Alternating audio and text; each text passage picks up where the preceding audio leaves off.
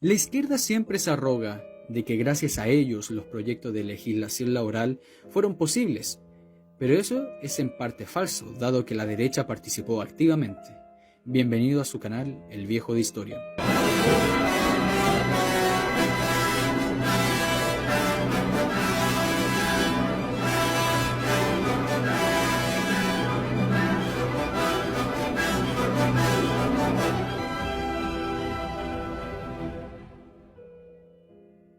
Desde fines del siglo XIX, con la gran industrialización que se estaba generando en Chile, se transformó muy profundamente el sistema del trabajo.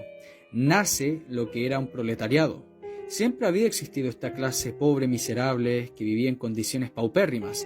Con esta modernización y el crecimiento de las ciudades, los puertos, generaría una visión mucho más clara de lo que estaba sucediendo.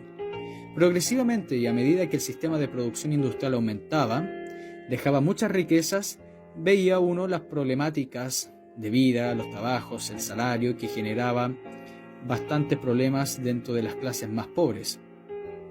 Pero veríamos los primeros movimientos pro trabajadores y pro legislación laboral a partir del Rerum Novarum del Papa León XIII.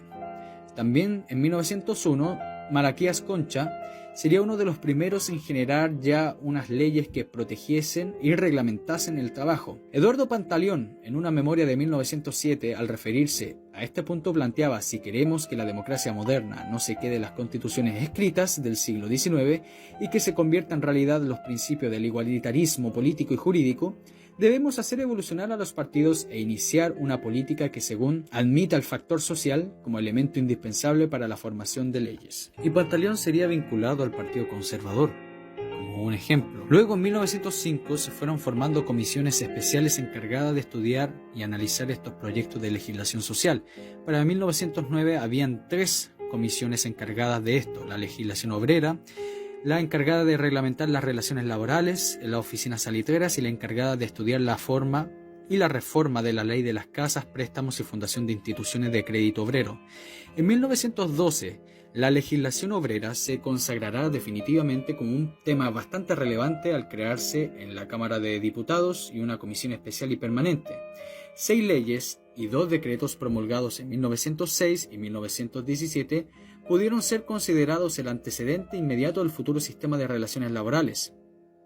En 1906 se aprueba la Ley de Habitaciones Obreras. En 1907, bajo un decreto, el 5 de abril, se crea la Oficina de Estadística del Trabajo, que era un organismo dependiente del Ministerio de Obras Públicas. En 1907 se aprueba la Ley de Descanso Dominical, la que también consagra legalmente el descanso el 1 de enero, el 25 de diciembre, el 18 y el 19 de septiembre.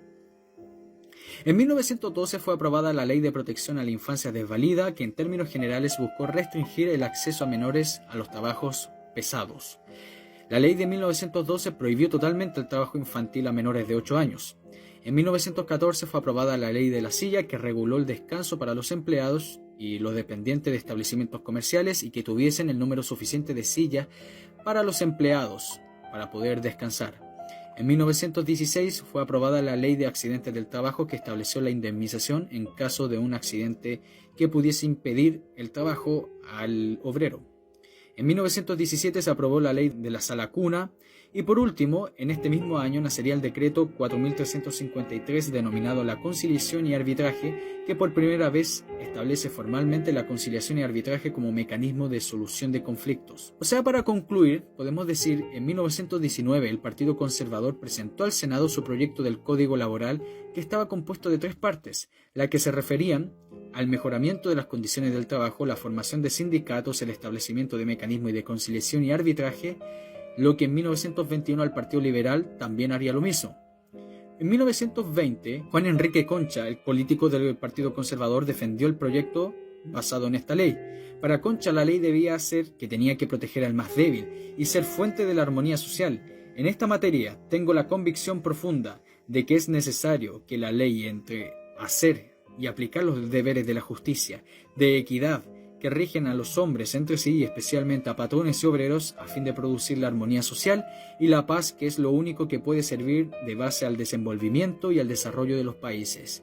Es una cita de Juan Enrique Concha, político conservador.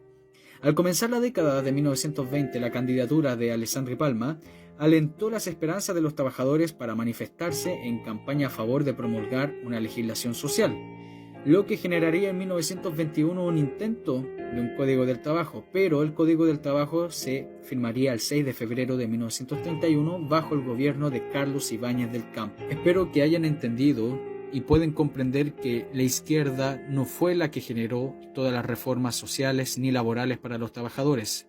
Muchas de estas reformas fueron propuestas por la derecha, sobre todo por el Partido Conservador vinculado con el Rerum Novarum del Papa León XIII.